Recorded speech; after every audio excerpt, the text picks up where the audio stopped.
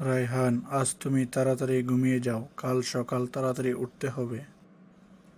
আমি ঘুমানোর আগে একটি গল্প শুনবো। কোন গল্প শুনবে তাহলে রায়হান? বাঘ ও রাখালের গল্প। ঠিক আছে, তাই হবে। গল্পের পর কিন্তু শুয়ে পড়তে হবে। তাহলে শোনো। এক দেশে ছিল এক রাখাল।